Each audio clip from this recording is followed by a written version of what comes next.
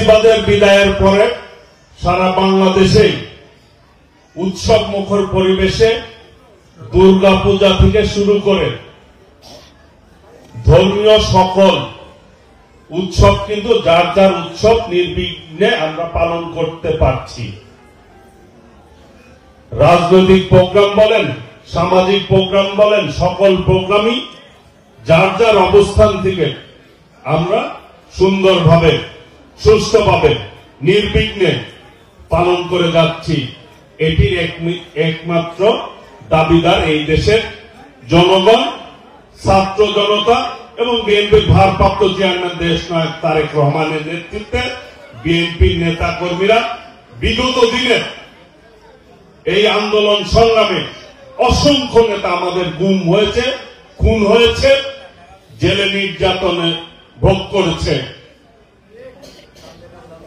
প্রিয় ভাইরা, সেই আত্মত্যাগের বিনিময়ে আজকের এই আমরা ফ্যাসিবাদ মুক্ত, স্বৈরাচার মুক্ত বাংলাদেশ পেয়েছি, তাই না ভাইরা?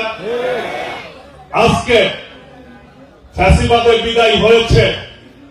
যারা বিগত দিনে এই দেশে গণহত্যা চালিয়েছে, মানুষকে খুন করেছে, যারা আলেমদেরকে হত্যা করেছে, যারা এতিম হাফেজদেরকে হত্যা করেছে, সেই সমস্ত হত্যাকারী এই বাংলাদেশে কোনোভাবেই যাতে আর মাথা চাড়া দিয়ে উঠতে না পারে, সেই ব্যাপারে সকলকে ঐক্যবদ্ধ থাকতে হবে। প্রিয় ভাইরা, এই দেশটি আমাদের সকলের। এইখানে যারা আমরা বসে আছি, এটি সকলের বাংলাদেশ। এটি কারো একার না, কারো একার। সকলে মিলে ঐক্যবদ্ধ বাংলাদেশ চাই আমরা, যেটি আমাদের ভারপ্রাপ্ত চেয়ারম্যান দেশনায়ক তারেক রহমান বলেছে। বাংলাদেশ হবে গণতান্ত্রিক বাংলাদেশ, যেই বাংলাদেশে মানুষ স্বাধীনভাবে তার মতামত প্রকাশ করবে, মানুষ তার স্বাধীনভাবে ভোট দিবে, যেটি বিগত দিনে এই সরকার মানুষের ভোটের অধিকার হরণ করেছে। আপনারা বিগত দিনে ভোট দিতে পারছেন? কেউ ভোট দিতে পারেন নাই।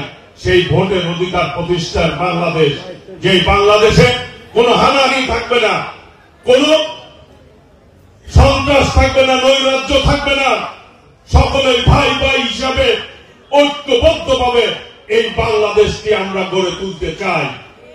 কারণ এই বাংলাদেশটি শহীদ রাষ্ট্রপতি জিয়াউর রহমানের স্বাধীনতার ঘোষণার মধ্য দিয়ে এই বাংলাদেশটি প্রতিষ্ঠিত হয়েছে।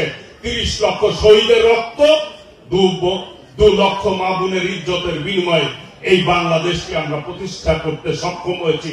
সকলে মিলে কিন্তু এই বাংলাদেশ প্রতিষ্ঠা হয়েছে। কাজে এই বাংলাদেশকে স্বাধীনতা, সার্বভৌমত্ব, বাংলাদেশের যে মূল চেতনা, স্বাধীনতার গণতন্ত্র, সেটি আমরা যে কোনো মূল্যে আমরা রক্ষা করব, নাকি ভাইরা? ভোটের অধিকার প্রতিষ্ঠার জন্য আজকে অসংখ্য আমাদের নেতা কর্মীরা শহীদ হয়েছে, রক্ত দিয়েছে। কাজে সেই গণতন্ত্র নিয়ে আজকে অনেক ষড়যন্ত্র হচ্ছে। মানুষ তার ভোট দিতে চায়, ভোটের অধিকার প্রতিষ্ঠা করতে চায়। সেই গণতন্ত্র নিয়ে যারা ষড়যন্ত্র করতে চায়, যারা ভোট নিয়ে ষড়যন্ত্র করতে চায়, তারা কখনোই বাংলাদেশে সফল হতে পারে নাই। বাংলাদেশের মানুষ তার ভোটের অধিকার প্রতিষ্ঠার জন্য পিছপা হয় নাই। কাজে ভোট নিয়ে যারা ষড়যন্ত্র করছেন, তারা দয়া করে সাবধানে কথাবার্তা বলবেন এবং সাবধানে আপনারা দয়া করে পদক্ষেপ নেবেন। এই দেশের মানুষ ভোটের অধিকার প্রতিষ্ঠা যে কোনো মূল্যে গণতন্ত্র, সেটি আমরা অক্ষুণ্ণ রাখবো। এই ব্যাপারে কোনো ছাড় হবে না, ছাড় হবে না। কাজে আগামী দিনে আমরা ঐক্যবদ্ধ বাংলাদেশ চাই, যে বাংলাদেশ ভাই ভাই হিসাবে সকলে কাঁধে কাঁধ মিলিয়ে আমরা চলবো এবং দেশ এবং জনগণের উন্নয়নের জন্য আমরা কাজ করব। কাজে আগামী দিনে আমরা ঐক্যবদ্ধভাবে পথ চলবো। ইসলামে একটি কথা আছে, এটা নিয়ে অনেকেই অনেক কথা বলে, অনেকেই অনেক অভিযোগ করে। তাদের উদ্দেশ্যে বলতে চাই, ইসলামে কিন্তু একটি কথা আছে, যদি কারো অভিযোগ আপনি নিশ্চিত না হন যে এর বিরুদ্ধে এই অভিযোগ রয়েছে, প্রমাণিত না হয়, আপনি যদি নিশ্চিত না হন একজন ইমানদার হিসেবে, আপনি কিন্তু কোনো দোষারোপ করতে পারেন না, পারেন? কাজেই অনেকেই আলেমরা বক্তব্য রাখেন, দয়া করে বলবো কারো বিরুদ্ধে অভিযোগ করার আগে নিশ্চিত না হয়ে দয়া করে কেউ কোনো কারো বিরুদ্ধে অভিযোগ করবেন না।